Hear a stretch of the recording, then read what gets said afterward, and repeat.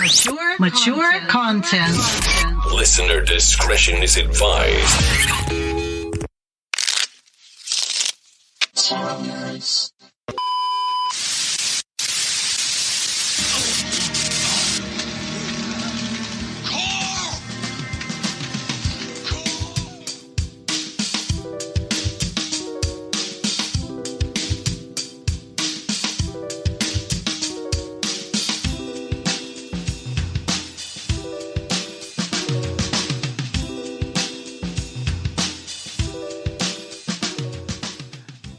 Welcome to TV and Tarot Talk, the Walking Dead edition. This is episode 4, and we will be exploring the Emperor card.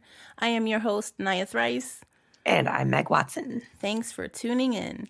The aim of this podcast is to explore tarot in a chill, casual, and fun way through the lens of TV and pop culture. TV and tarot is meant to be a safe place to explore concepts, as stories and shows can serve as shared experiences to build an understanding from. This series is rated mature and might not be suitable for those under the age of 17. Mature content, listener discretion is advised. And for this Walking Dead series set on this podcast, we will only be covering the 22 major arcana cards and a few bonus episodes peppered in along the way before we deep dive into another TV series. This is a rewatch spanning the whole of the Walking Dead universe, so spoilers ahead. Spoiler alert. Spoiler alert. Warning. Spoiler. No new housekeeping items as of right now. So let's talk about the Emperor. Let's make keywords. Okay, so we have order, structure, leadership, authority, control, power, construction, protection, fatherhood, potency, pioneering, discovering, politics, the divine masculine and the mysteries of men, militancy, tyranny, initiative, foundation and structure, ordering of the natural world, rulership and delegation, society, law and order, tradition, creating and maintaining boundaries, judgment and authority, ambition, responsibility, action, dependability, status, ego, rigidity, power and corruption, and authoritarianism. Ooh-wee. And as a person, it's fathers, rulers, leaders, commanders, dictators, autocrats, governors, bosses, and like supervisors. The astrological element is the zodiac sign of Aries. And now let's connect it back to the show. So Meg, you may begin with your first point. Okay, well, I had a few things ahead, and then as I was doing the rewatch, I just kept thinking Deanna. Okay. Like, Reg, her husband, is an architect, and he's the one who builds the walls around Alexandria, which helps to bring people into the community. But Deanna is the one who structures and organizes that community. She creates the rules. She enforces the rules. People respect her leadership. She sees the strengths in people and wants to give them the agency and the authority to use those strengths for the good of the community. She's the one who plans where they're going to plant the crops and wants to put Michonne in charge of creating a charter. Mm-hmm. She takes Maggie under her wing to teach her the ropes of running a community. Mm-hmm. And even when the Team Rick first gets to Alexandria and everybody's kind of like, who are these people? They are wild and we're a little bit afraid of them. Mm-hmm. And she's like, they have strengths that we don't have that will augment what we do have going on here. And we need to bring them in. They need to be a part of our community. Mm-hmm. And she's the one who gives Rick the green light after Pete kills Reg. Right. And he looks to Deanna and she's like, do it. Yeah. It took for something to happen for her to finally listen to what he was saying. Yeah. Yeah. And that's the first person that, I mean, Rick is, on Herschel's farm. He's like, it's his farm, it's his rules. But this is the first time that he's been in a position of like, this is clearly what I need to do. I need to take care of Pete. But he looks to Deanna for permission. Right. And she also authorizes the move of Team Rick's people into positions of power, right? Like Abraham at the construction site. And that was a suggestion by, I think it was Tobin, who was running the construction site ahead of that. Yep. And he's the one who said, hey, I think he's way more qualified at this job. And she takes that into consideration and says, well, this was your job and you're the one saying he's more qualified, so I'm going to defer to you. Right.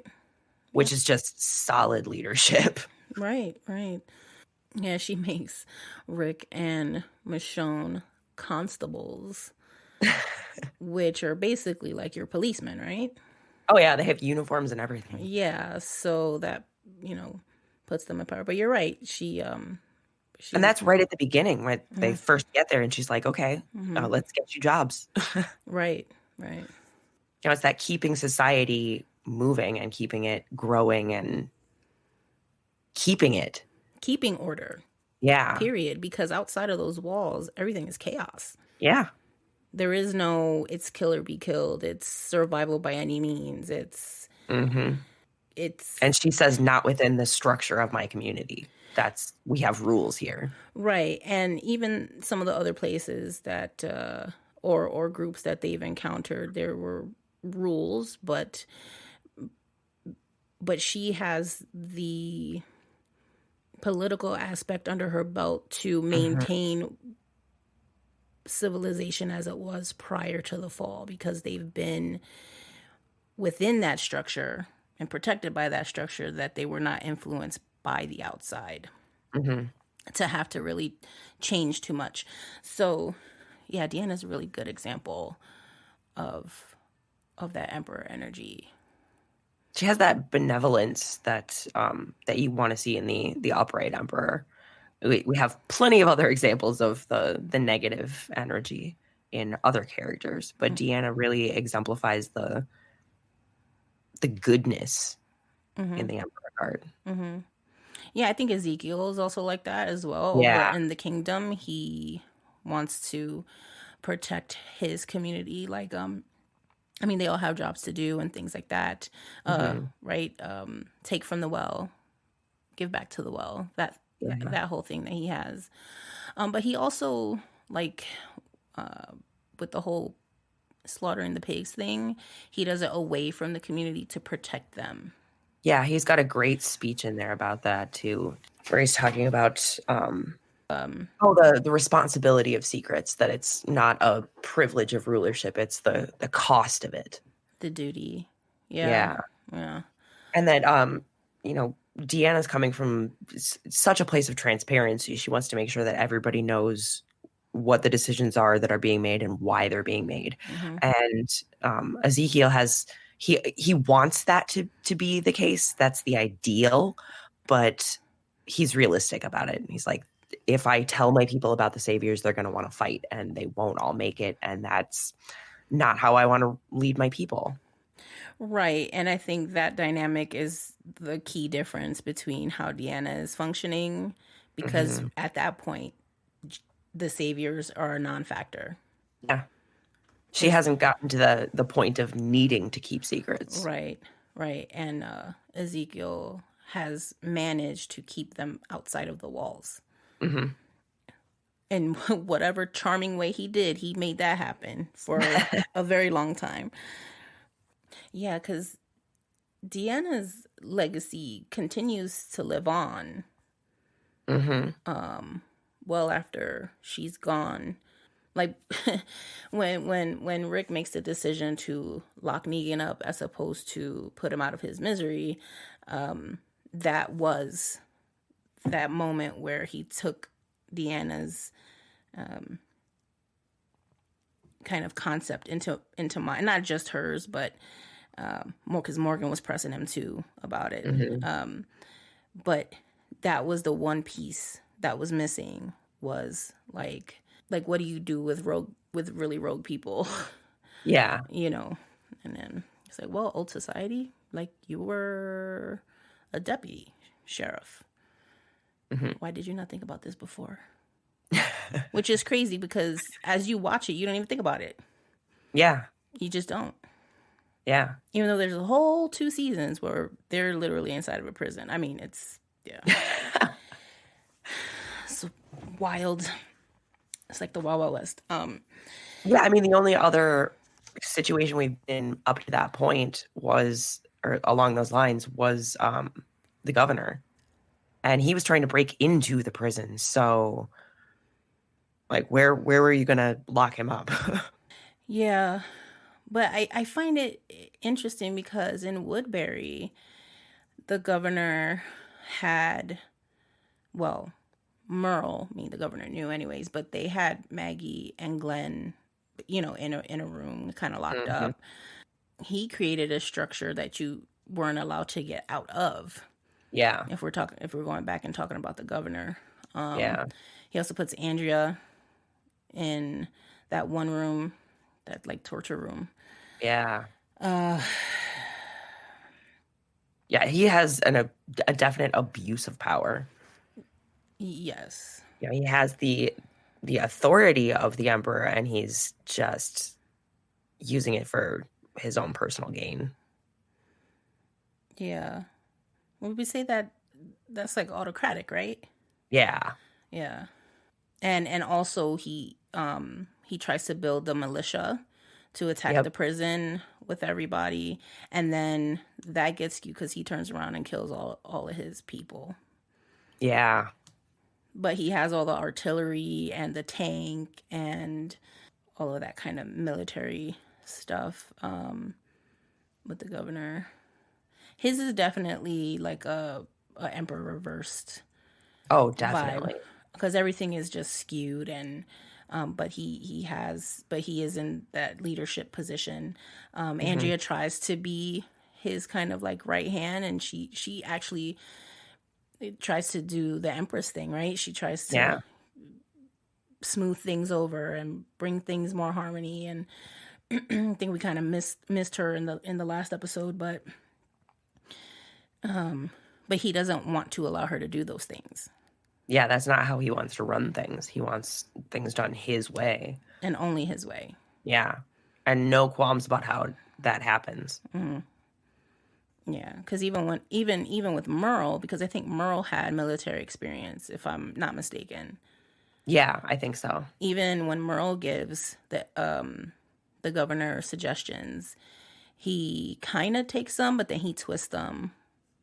Yeah. Or he'll disregard. I mean, even his right-hand man, Milton, where he's like, I will hear what I want to hear of what you're saying. Mm-hmm. And the rest is like, nope. And then we have Negan as a leader. Oof. That is definitely some reversed emperor energy. Yeah. And I think it slowly became that way. Mm-hmm. I was thinking about it. The saviors got so big that he basically had to have, like, he definitely has the where his situation as a leader, he has so many people that there has to be structure and order to a certain kind for him to maintain order. Yeah. And especially the way he's ruling. Like, when people respect you, they're going to follow your lead. When they fear you, they're going to follow you, but it's not going to be willingly. Yeah. And I think he was wanting at a certain point to run the operation a certain way, but then you have some people like Simon. Mm-hmm. We love Stephen Ogg, but that's another one that, like, when he shows up on screen, you're like, I know I'm gonna hate you. Yes. Yeah. But Simon undermines Negan. Yeah. In a lot of ways, and throws this monkey wrench into what Negan believes is happening. Mm-hmm. So when Rick calls him out on, oh, this is how you're handling things, and then he lists a bunch of things that Simon did. Yeah. I think it has to do with the junkyard Oh, people. yeah. That's what Rick calls him out on. And Negan is like, God damn, he's so mad about that, right? Simon threw that monkey wrench into his order of things, and Dwight does as well. Yeah. But Dwight almost has this like looking for fatherly approval thing. You know, like I fear you, but I also really want you to tell me I'm doing a good job. Negan treats Dwight like a dog. Let's be fair. God, yeah, he does. He just dogs him every chance he gets, and it's not cool. But Dwight throws a monkey wrench into his order by providing structure and order for Rick's team. Yeah. With information. Yeah. Man, he just walking a fine line there, Dwighty boy. He goes through it, man. He really does. But yeah, in terms of Negan's regime, it's definitely very militant. They have mad artillery, like crazy, just all the guns, man, all the freaking guns. And the fact that they all are Negan. You know, yes. I am Negan. We're all Negan. And people don't get to be themselves when they're part of the structure. They're part of the structure. Right, they're a cog in the machine that is Negan. Yeah. Essentially. Ooh, saying it like that is so so weird. Oh man.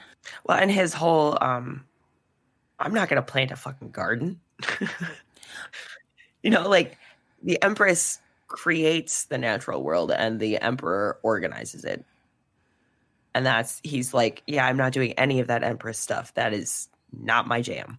Yeah, I think that him saying that right in his huge monologue of an introduction directly puts him at opposition with Maggie, because Maggie's way of life is all about that Empress energy and farming and cultivating and all stuff. So the fact that he's not even trying, is like you don't notice that in like hindsight, until hindsight, you know. Yeah.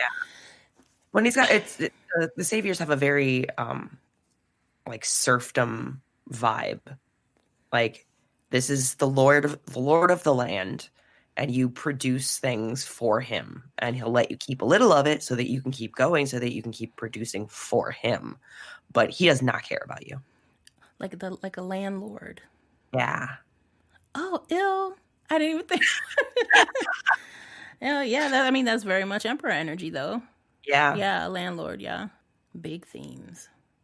With Negan as Emperor energy and the nuances of that. And then, of course, you know, we have Rick. In direct opposition of Negan's regime. And Rick is like a nice middle ground between Deanna and Negan. Yeah. Like, I can do that authoritative thing we saw that with the Ricktatorship, but seeing how Deanna runs Alexandria and how much more smoothly it goes, and how connected the community feels to one another, that's the strength of Alexandria, and that's something that the Sanctuary just doesn't have, because the people don't trust each other. Right. And he basically leads military operations to fight back against Negan with his people and the other communities. What's that thing really says to Rick about when I sent people to kill your people for killing my people, you killed my people again? Yeah. Yeah. And you know, with the astrological planet being Mars is the god of war. Yeah. I mean, period. We have the Emperor in armor, and he's got the leather jacket and the motorcycle boots, which is similar kind of vibe. Yeah. Yeah. And to Lucille as the scepter. yeah, and to be fair, like if Negan's people didn't stop Rick's people on the road, this might have been a not issue. Yeah. But it's the way that they presented themselves, coming in very aggressive and strong, and you will do this thing for me. Oh, I think it's interesting that I'm sorry, that you were just saying that the I am Negan, and those are the words, right, for Aries. I am. Yeah. So that's interesting. Yeah. Oh, that's good. Interesting. Whereas with Venus and the Empress, it's I have. Yeah. Yeah. And so anyway, sorry, that was just like a random oh yeah, point. Well, it's having authority and then what you do with it, whether or not it corrupts you. Because that's not power doesn't corrupt. It just amplifies whatever energy you already had. It gives you the authority to use the energy you already had. So you have people like the governor, who Rick is like, yeah, you were the town drunk before this. Like he remembers that. So this is not somebody who was a good person before things happened. It's somebody who just got the power to do bad things. And you get the feeling that Negan is kind of the same thing. He's dealing with a lot of shame and guilt when it comes to his wife. Yeah, like I said, I think his situation got so large, his operation got so large, it started unraveling and becoming a little bit out of his control. Yeah. You know, like he thinks Simon is falling in line, but Simon wants to take over. Yep. And he's close enough to do so. Dwight just wants to get out with Sherry. Yeah. In one piece. And he can't break Rick and Team Rick. You know, they keep saying they don't scare. Which is, you know. Well, I mean, our first encounter with Negan, the first thing that I think any of them say to him is when Abraham says, like, suck my nuts. Like, they're not having it. And then the first thing Rick says is, I'm going to kill you. Yeah. And that makes Negan so mad. It really does. You know, and Daryl punches him in the jaw. Yeah. For taunting Rosita. Yeah, this whole team is just not having it. They were out there too long. Yeah. You know, and that threw a whole wrench in his order of things, you know. If they fell in line, who knows? But I'm just trying to think, like, how have you guys survived for this long in this way? When if you keep pushing people, like, okay, in terms of like producing, cultivating the land or whatever it is, you know, or take half your stuff because I think the original purpose of the Saviors was like, okay, you can't fight. So we'll protect you from the zombies, but you got to, you know, whatever you can produce or whatever you're focusing your time on, you give us, you know, hook us up. Well, that got bigger and bigger. And then now you have people who Negan are putting in charge, taking advantage. And going, well, yeah, no, now we're going to take your stuff just because we can. And not even use it, like the mattresses they take from Alexandria. Yeah. That was so messed up. That was so messed up. Yeah. And it's like, so now you're just, this is a non-sustainable situation at this point in time. It's just not sustainable. And then you wonder why Rick and them are like, yeah, no, we're fighting. Yeah. Because at one point, if I have nothing to give you, I have nothing to give you. What, are you going to take my life now? Yeah. And then who's going to produce for you? Then who's going to produce for you? Who are you protecting? Yeah. It got corrupt along the way somewhere. It became just about having power. Yeah. And not about staying alive. Yeah. And I think for Negan, as long as he got what he needed, he was okay. And like he's delegating, but he's delegating to the wrong people. Like the wrong tasks to the wrong people. I mean, we come across the Saviors, 3 or 4 times before Negan even shows up? Yeah. And they're all horrible. Yeah. Yeah, because we have the group that was on that ran Daryl and Sasha and Abraham off the road. Yep. And they just come off strong right off the bat. They're just like, give us your shit. Oh, while Abraham is wearing his military outfit that he found. Oh, yeah. A little random one-off point there. Then there's when's the next time? Is it the outpost? No. It's when Daryl meets Dwight and then the Saviors come in to try to find Dwight. Right. They kill Denise. Yep. Carol is trying to leave Alexandria. She runs across them on the road. Yep.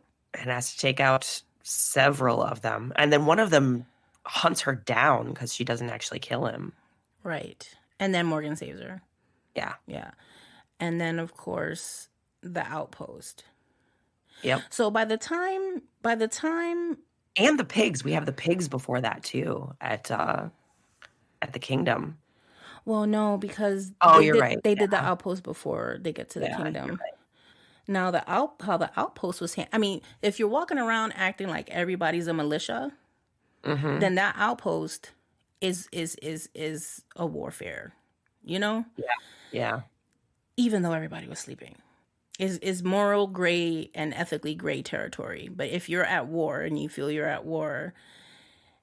Well, and they're just coming down off of everything that happened at Woodbury. So it's that, and Terminus. So it's that, like, I know that they are going to come back for retribution because that's what happens. Right. And the wolves too. Yeah. The wolves had just finished attacking Alexandria, right? And all that stuff. So, anyways, sorry. Yeah, we're at that part where there is a lot of like militant kind of optics going on between the different communities and stuff like that. So we can pick through that like forever. Yeah, no, it's the truth. It's true. And then we also have Alpha. Oh, yeah. Right, the leader of the Whisperers. She has Beta as her right hand. Very authoritative. Everything is very much her way. Or the highway. Yeah. Or you could become part of my horde. Oh, man, the way that she speaks is so creepy. Yeah. I think she does that. She plays that character so well. Anyways. So well. But yeah, she definitely has her way of doing things, and interestingly taking the natural world of the undead and creating a structure of some kind so that it works for her. Yeah. You know. And they have their rules about if you don't like the way that I run things, you're welcome to challenge me. Yeah. And somebody does, and she puts them down. Yeah. What about Hornsby? Hornsby's like trying to hunt down Daryl and Aaron. Yeah. That's a little bit more fresh in my head. He like wants to be in a position of that much power, but he's not there yet. Like he still has to answer to Pamela. Yeah, but he does. But yeah, sure, but he still has the power that she gave him for sure. Tell the stormtroopers what to do. Yeah. And stuff like that. And then obviously Pamela Milton for Commonwealth. Yep. Yeah, as leadership, the big leadership people across the way. And another one with that the difference between transparency and secrets. Like she has a lot of secrets because that's the way that she's structured her community to operate. Mm-hmm. Like different leadership styles. Yeah. Yeah. It's always interesting when there's not like a clear leader. Things get very chaotic very fast. Yeah. Or when you do have a leader and then something happens to them and there's like people left over, like with Terminus. Mm-hmm. I mean, Gareth was kind of a co-leader, but his mom was definitely in charge. Yes. And when he has to be in charge and there's, 5 of them left or something, mm-hmm. He goes overboard because he doesn't know how to handle the authority. Oh, I had that same, no, that's good because when there's the fair, mm-hmm. Maggie is not at Hilltop. Maggie's not in those episodes. Yeah. Because she left with, apparently, what's her face? Oh, the keys. Georgie, yes, Georgie. She leaves with Georgie. And then it's like, okay, so you're thinking about Hilltop. You're like, okay, Jesus is there. And you're kind of like, okay, he's going to be like the default leader. Oh, yeah. And he does not want it. And he doesn't want it. So he's talking to Tara, and Tara reluctantly takes that position. But then the Whisperers enter the scene, and we lose Jesus, Mr. Paul, whatever his last name is. Jesus. We lose Jesus. And but then we also lose Tara. And I remember going in my head, if something happens to Tara, maybe it's Enid, right? Like all these kinds of things. Well, Enid's head is right there next to Tara's head. Yeah. And I'm like, what's going to happen to the Hilltop? Yeah. And basically Hilltop was without a leader for a while. Yeah. I'm not that far yet. It's kind of fuzzy in my head. But yeah, I'm trying to remember at what point Gregory was finally taken out. Maggie was back. Did they lock him up before that? He was, yeah. Because she's the one who kills him, but I feel like Hilltop, the people, locked him up before Maggie got back. Yeah, well, yeah, because Gregory, Maggie handles him way after the war is over. Yeah. Yeah, they had to deal with him as a prisoner of war, kind of. And then once all the chips kind of settled, I think they let him back into the community, and then he tried to, like, get her killed. Yeah. And that's when, because he didn't like how she was being a leader and how she was running things. Yeah. Despite the fact that he was a terrible leader. Yeah. And, so, I just can't remember who. Oh, Daryl. Daryl kind of becomes the leader because... Oh, yeah. For a little while, because he is watching Henry. Okay, yeah. But still, it got all weird over at Hilltop for a while because the people who you thought were next in line, to take the job just didn't last or didn't make it within a very short span of time. And I was very disjointed about you know what I mean? Like what was going to happen with Hilltop and stuff. So we did talk about the dictatorship, and we know that my way is the highway. My way is the highway. It's my way or the highway mentality didn't work for, like you said, he found the balance after he met Deanna and stuff like that. I think Carl also has a moment. Actually, Carl has a couple of different moments where in season 3, episode 11, Carl tells Rick to not be the leader because he needs to rest. Yeah. And I think being a good leader, sometimes you have to know when you need to, like, take a moment, and at that point in time, Rick was a mess. In season 5, episode 3, Rick is in military mode. Oh, yeah. When he's chasing down one of the cops in the car and he keeps telling him to stop, and then he just shoots him. He's like, I told you to stop. Yeah. And then Thryce is the one who offers that more measured option to get for the trade and all that stuff. So, no, I was just thinking about, though, when the all-out war is going on and Carl has to hold down the fort at Alexandria. And he steps up and Michonne steps aside and says, this is your call. What do you want to do? And he has that moment of authority within the grand scheme of things there.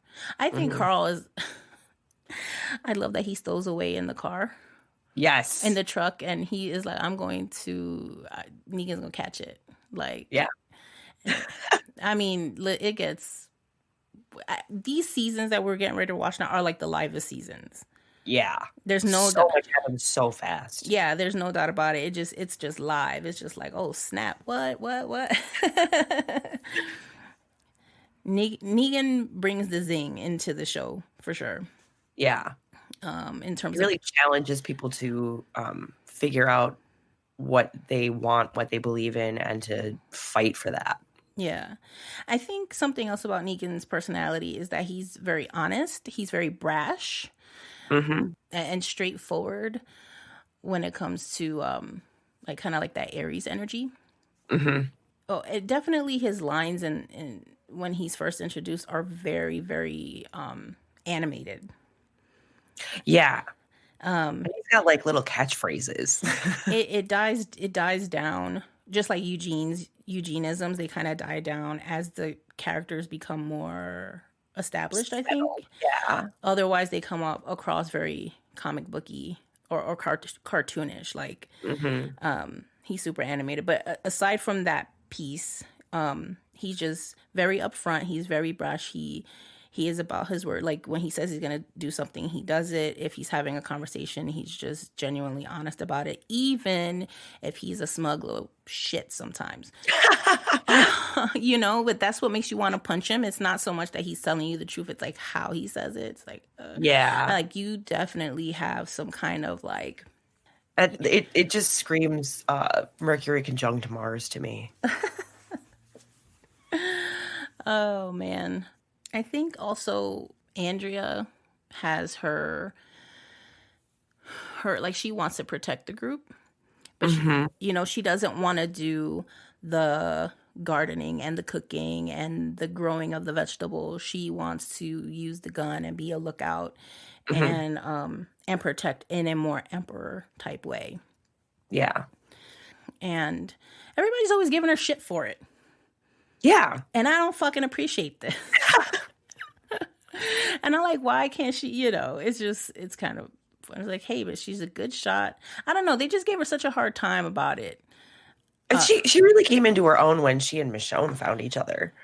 Yeah. Because Michonne let her do that. She was like, oh, those are your strengths. Okay. That's what you play to.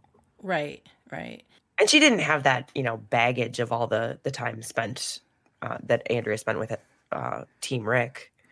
Yeah. I mean, listen, Rick was fine with gun training and Shane was fine with everybody want to have guns. But at that point in time, the group was like, no, not everybody can have guns. And Dale was taking her gun from her. And it's like, dude, who are you? Like, give me my stuff back. But she so just like wants her autonomy.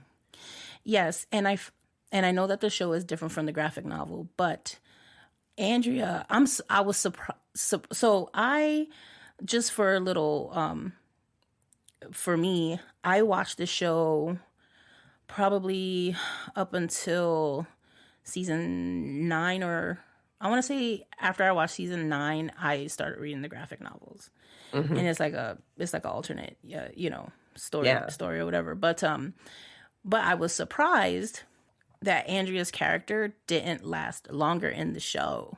Well, and Daryl didn't even exist in the graphic novel. Correct. Yeah. And Sophia lasts a very, very long time in the graphic novel too. Weird. Isn't that interesting? So I think for probably people who read the graphic novel before the show came out, some of these changes had to have come as a real tower moment, like real surprise, Yeah. Like, what? Wait, what? Why? You know what I mean? Yeah. Why did I even bring that up? I brought that up because Andrea's character really comes into her own, and she is the sharpshooter. Like Sasha's character gets the sharpshooter angle, but not really. But in the graphic novel, it's Andrea who's the sharpshooter. I can totally see that too. Yeah. So yeah. Anyways, just R.I.P. Andrea, and your. That one was really interesting because I remember the first time going through the show, not liking her very much. And no, they wrote her kind of annoying. Yeah, they did. But rewatching it has been really interesting. Just knowing what happens later on, right, really affects how you view people's choices. True.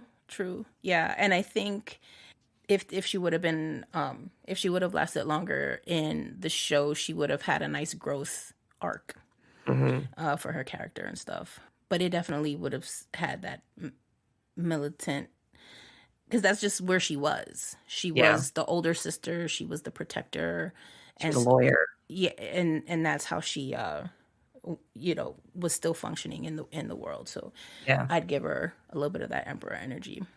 Yeah. Do you have any other notes or points? And Herschel. as the emperor, okay, yeah. The farm has been in his family for 160 years. So that gives us Legacy. legacy, exactly. Nice. It's a farm. I mean, he's a provider, food, shelter, and medical care because he's a veterinarian. A protector, even when his family and friends die before he's, fully accepted that they're gone, he puts them as walkers into the barn. Like, he's protecting them there. Right. Yeah. That's a good point. When Rick shows up with Carl after Carl's been shot, Herschel he just immediately takes charge. He starts barking orders, clean this up, grab me this, put him on the bed. And there's just this calm authority to him. Like, this is somebody that knows what he's doing. Just let him do it. Yeah. But he also has that, a little bit of that shadow side energy when he isn't ready or willing to accept that walkers can't be brought back, that there is no cure. Yeah. That's a blow to his ego. I mean, he goes off on a bender right afterward. Oh yeah, ego is a keyword. Did you say that one in the key? You did. Okay, Yep. Sorry. Yeah, ego. No, I mean, sorry. Like all of the, not to detract from Herschel, but no, Negan has the hugest ego. Oh my God, all ego. All ego all the time. Sorry, I keep meaning to bring Negan into this, I feel like. But if we're using that particular keyword, he is, dictionary, Negan's face, ego. Yeah. Yeah, no, Herschel was dope, man. When in season 2, when Rick says, we could help you out with your work, and Herschel's like, it's my field to tend. Yeah. Like, my farm, my barn, my say. Like, he's got ownership of these things, and that gives him the right to say what will and will not happen. And Rick respects that. Yeah. To a point. Yeah, I mean, he eventually later on teaches Rick how to farm. Yeah. And what he's doing is he's providing a sense of control and structure for Rick to grasp onto at that point in time, because Rick is unraveling at that point. Yeah. So I like that juxtaposition of the gardening and the farming aspect with the structure and order. Just needed to deal. And those are the skills that he taught to Maggie over her childhood, and that she brings to Hilltop. Right, absolutely. I think legacy is a really big part of it too. That there's something that's passed down. Deanna does the same thing, teaching Maggie about leadership and giving people positions of power within the community, and really trusting Rick to be the next leader. Yes. Yeah. And in terms of, and I think she even splinters it. Like, she knows Rick is like the main leader person, but she's training Maggie at the same time, because I think she figures to herself, if we expand, there's going to be different operations moving, and we need these people to use their strengths to do, kind of going back to what you said before, to handle it that way. And that's exactly what ends up happening, except the expansion is that Maggie starts running Hilltop. Yeah. Carl, he has his emperor moments too. Like, when they're at the prison, and Carl tells Rick he did what he had to do by killing that kid. And he said he did what he had to do to protect the group. Yeah. Because, and he basically just reads Rick, and he's like, Rick, you didn't kill Andre, and he came back and killed Mom. Yeah. And he didn't kill the governor, and he came back and he killed Merle. So he's looking at these small mercies as weaknesses, and that the military thing to do is this in order to protect their family and their and this is Carl, like, I don't know, preteen, 13 maybe. Yeah. And Rick just like gives him this look like, whoa, you know, because Rick is trying to be And the fact that Herschel is the one who tells Rick. Yeah. It's this other emperor figure Yes. telling another emperor figure about a third emperor figure. Yeah, baby emperor figure. Yeah. Yeah, absolutely. Because it does go back to what you were saying about legacy, right? How are you leading by example? Yeah. And because it's chaos out there. Yeah. The society is not the same way that it used to be. And so these small mercies do not equate to safety. It's very heavy emperor energy, all that concept right there with Carl and Rick and Herschel too. And the governor. And then the way that Carl dies protecting the person who will become the new doctor. Yes. So he had that, that turnaround moment. Yeah. He eventually comes into it and he sees it, the world for what it is. But he was just so young there. Yeah. But he's very, very protective of Judith the entire time. Oh, yeah, absolutely. And his whole plan to save Alexandria in the sewers, that was Carl's plan. Coral. So I couldn't get it out. It just, anyways, that was his plan, and he was able to save everybody in the same way that he saved Sadiq by bringing him into the fold. That was Carl's emperor moment. While the structures and the order of Alexandria, the physical material world of Alexandria is being bombed, basically, he finds almost like a bunker for everybody to protect the lives of the people who would have been living in those houses and things like that. So it's a very big moment for Carl. I was so mad that they. And his relationship with Negan is just fascinating. Like the back and forth between those two. The fact that Negan actually respects Carl. Yeah. Well, wasn't Negan like a high school PE teacher or something? Yeah. Which is the most like that's the most like ego for Negan in that world at that moment. That's power tripping right there. Yes. You don't like it? We're gonna play dodgeball. Yeah. Because I think his rule is to not kill kids or women. It's an unspoken rule that you don't know about until way later on. Yeah. But when he threatens Rick to cut off his arm, it doesn't seem that way. Yeah. You know? And that's why Carl is mad at him.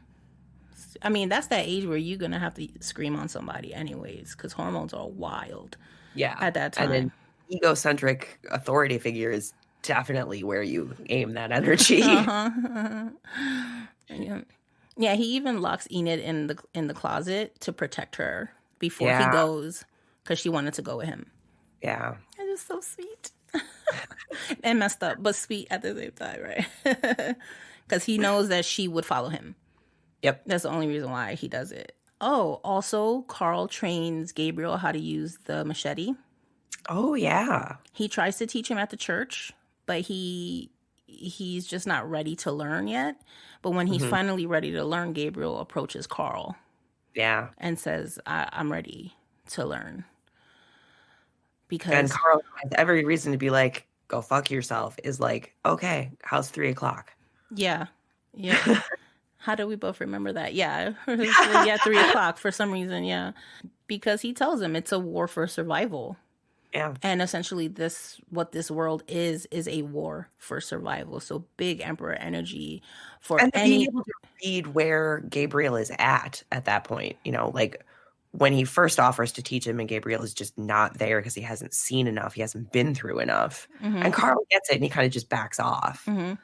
And then when Gabriel comes to him and says, I'm ready to learn, he's like, okay. Right. So we have Abraham. I think we touched on this, but Abraham has a military background. His first introduction, he's wearing camo gear and he's in an army truck.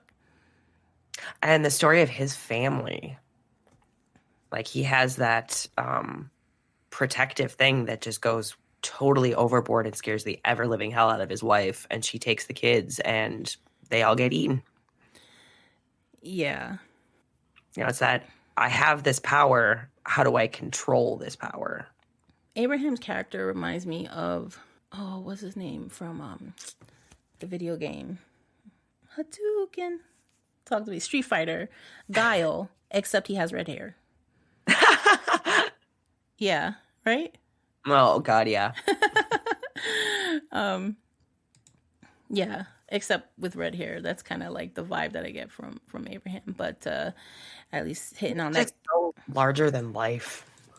Yeah, hitting on that keyword of militant and stuff. If we're talking about rules, I mean, the Claimers have their rules. I mean, I guess every place has their rules, but the wolves kind of hit and miss. Are they rules? the wolves are they don't really have rules. They're just chaos. They have become a product of the natural world order of things, and they just do whatever they do, even though they kind of run together. Yeah, the Claimers have rules. I think it's interesting because Team Rick, like, they have rules, but they're not explicitly ever really stated up until after the all-out war is finished, I think. And I think maybe it was that lack of rule setting that perpetuated the chaos. Yeah, if you're gonna order something, you have to put words to it. Yeah. And then later on there is the charters that Michonne starts writing for the communities to talk about trade, and if one community is threatened, they all come together to protect that community and stuff like that. But that's setting the rules, establishing order within. I don't know what would that even be called? Like a township? Yeah, I'm not sure. I think it would maybe depend if we knew how far all these places were from each other. Yeah. But essentially, if they had roads, they would have roads that go to each, and there would be a mail route and all that kind of stuff, But yeah, so written rules, they actually bust out a charter and stuff, which is nice. Any other point you want to bring up? Hilltop and tradition. The fact that they have a blacksmith, that they're able to create weapons that none of the other communities can make on their own. Yes. And use that for trade. Yes. And yeah, I love that. Because all those tools can help with the farming. Help with the warring. And I believe that iron is attributed to Mars as well. I think you're right. Because iron rusts red. Yep. Listen. I love when that all fleshes itself out. Yeah, man, Hilltop is where it's at. In the beginning I was kind of like, who wants to live a hilltop? But it's not the prettiest place. Like, I don't think I'd want to live in a FEMA trailer for the rest of my life. But now, thinking about what resources are there and what potential, like the fertile land, that there's a blacksmith, that Right. Henry gets sent over there to become a blacksmith's apprentice. Yeah. It made me kind of go, man, these are life skills literally that can be used in this world. You could take that to another community and expand and stuff. Well, and that's where Enid starts her medical training. Correct. That's what I'm So saying. that passing all of this down. Yeah, that's what I mean. It's popping over. It's popping at Hilltop. Like I didn't really realize it was so popping over there. All right, so we got our points done. Very good, very good. All right, so discussion questions. Discuss how growth is created and structured and organized within the universe, and any other insights you know that deals with the themes of the Emperor that we might have missed. We want to hear from you, so if you want, you can send us an email at podcasttarotnerds@gmail.com. And we will read your responses and things on air for the next one. And you can also comment on the discussion post that will be in our Facebook group, the Tarot Nerds Facebook group. Don't forget to subscribe so you know when we upload new episodes. We could be found on any of your podcatchers, Apple Podcasts, Google, Podbean, Spotify, iHeartRadio, and others.